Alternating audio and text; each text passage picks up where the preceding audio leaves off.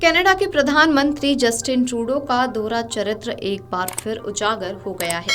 खालिस्तानी आतंकियों को पनाह देने के आरोपों को लेकर लगातार उन पर और उनकी सरकार पर सवाल उठते रहे हैं। वे हमेशा से ऐसे अलगाववादियों को आतंकी मानने से इनकार करते रहे हैं और भारत पर ऐसे लोगों की हत्या की साजिश रचने का आरोप लगाते रहे हैं। हालांकि अब उन्होंने खुद कबूल किया है कि कनाडा में खालिस्तानी मौजूद हैं। दरअसल ट्रूडो ने यह भी कहा कि खालिस्तान समर्थक अलगाववादी कनाडा में सिख समुदाय का प्रतिनिधित्व नहीं करते हैं।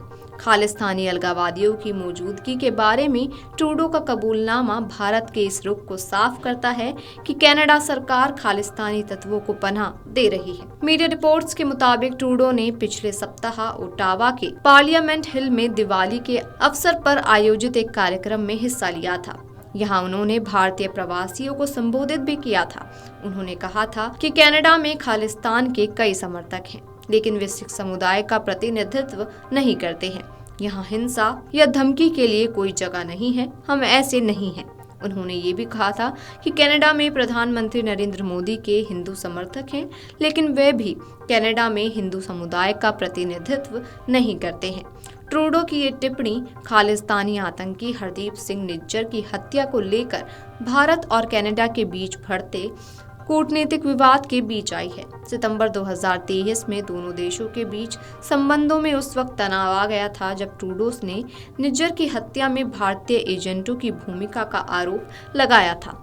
भारतीय सरकार की ओर से वांछित आतंकी निज्जर को 18 जून 2023 को ब्रिटिश कोलंबिया के सरे में एक गुरुद्वारे के बाहर गोली मार दी गई। पिछले महीने संबंधों में और तनाव तब आया जब कनाडा ने निज्जर की हत्या की जांच में भारतीय उच्चायुक्त पर संदेह बताया।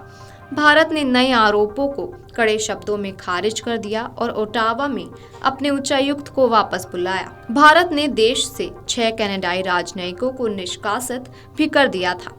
विदेश मंत्रालय ने बार बार कहा है कि कनाडा सरकार ने बार बार कहे जाने के बाद भी निज्जर की हत्या में भारत की संलिप्तता के सबूत साझा नहीं किए।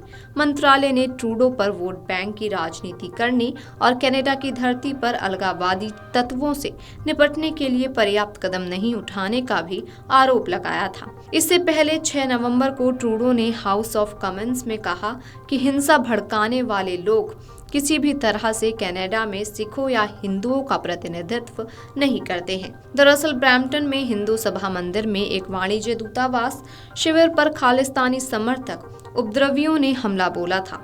इससे पुलिस की भूमिका भी संदेह के घेरे में है। इसके बाद से ही ट्रूडो अपने देश और भारत समेत कई देशों के निशाने पर हैं।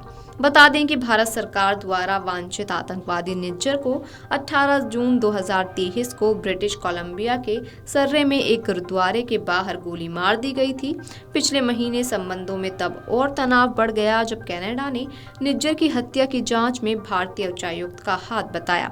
हालांकि भारत ने इन सभी आरोपों को खारिज कर दिया था और ओटावा सहित अपने उच्चायुक्त को वापस बुला लिया था।